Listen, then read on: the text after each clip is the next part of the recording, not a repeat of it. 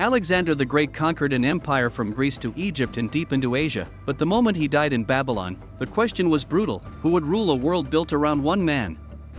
His armies had won everything, yet his empire had no clear future. When Alexander was near death, later tradition claimed he was asked who should inherit the empire, and the answer remembered was, to the strongest. Whether that line is exact or not, the result was the same. There was no crowned successor ready to take command. So the generals reached for a compromise. Alexander's half-brother, Philip III Arrhidaeus, was made king, and Roxana's unborn child was recognized as the future Alexander IV. On paper, the dynasty survived. In reality, power had already slipped into the hands of ambitious men.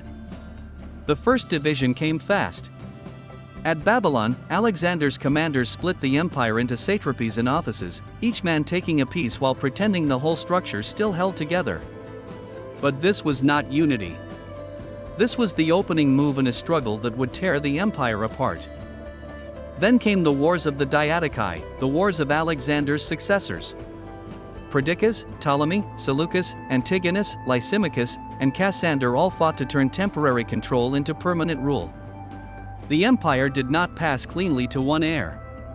It broke under the weight of its own conquest. The royal family became trapped inside that struggle.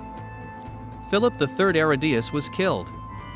Olympias, Alexander's mother, was killed. Roxana and the young Alexander IV were eventually murdered too.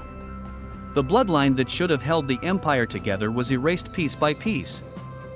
By the end, Alexander's empire no longer existed as a single state.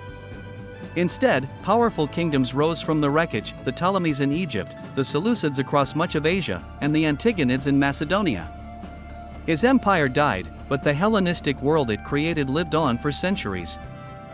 So the fate of Alexander's empire was not simple collapse in a single night.